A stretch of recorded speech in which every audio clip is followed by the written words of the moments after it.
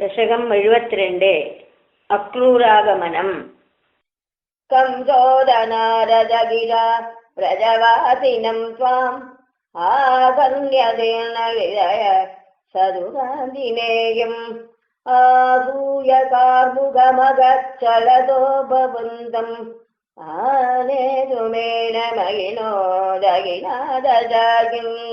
अक्रूरेण भवदङ्गि परच्चिराया त्वद्दर्शना क्षमवना श्रीबालभीत्या तस्याज्ञयैव पुनरीक्षितुमुद्यत त्वाम् आनन्दभारमधिभूरिदरम्बभार सोऽयं रदेन सुहृदि भवदो निवासम् गच्छन्मनोरथगणा त्वयिदार्यमाणान् आस्वादयन् मुहुरपाय भयेन दैवम्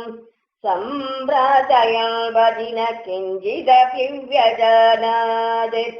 द्रक्ष्यामि वेदशतगीतगतिं पुमांसम् स्प्रक्ष्यामि किंचिदपि नाम वरिष्वदेय किं वक्षते तदनुमां खलु वीक्षितस्यात् इत्थं निनायत भवन् मयमेव मार्गम् भूयक्रमाद् अभिविशन् भवदङ्घ्रिपोतम् वृन्दावनं हरविरिञ्जरुगाभिवन्द्यम् आनन्दमग्नैव लग्नैव प्रमोगे किं रसान्दरमवावनमङ्गजाक्ष पश्यन्नवन्दत भवत् विकृतिस्थलानि पां पुष्पवेष्टद भवच्चरणागिरेषु किं रूपगे बहुजनाभि तदापि जाता एवं तु भक्तितरला विरला परात्मन् सायं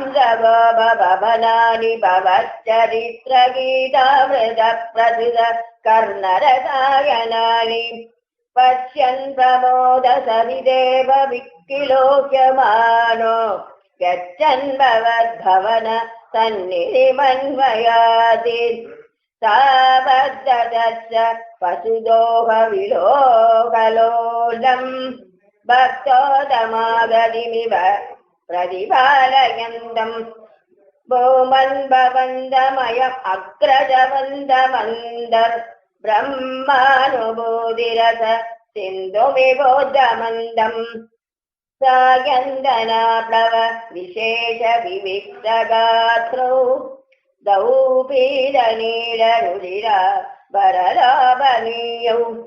नादिप्रपञ्चहृद भूषणपा चारुवेषु मन्दस्मिताद्रवदनो दरुवां ददश्च दूराचरागभवरुक्यनमन्दमेघमुत्थाप्य भक्तकुलमौलिमदो बभूवन् हर्षान्विताक्षरगिरा कुशलानुयोगी पाणिं प्रगृह्य सबलोदविकान्निनेत नन्देन सागममिदादरमर्चयित्वा तं यादवं तदुदिता विरमय्यवार्ताम् गोपेषु भूपतिनिदेशगतां निवेद्य नानाकदाभिरिगतेन निशावनैः चन्द्राविगे किमुद चन्द्रभगागृहेनो राधागृहेनु भवने किमु मैत्रविन्दे दोतो विलम्बद इति प्रभदाभिरुच्चैः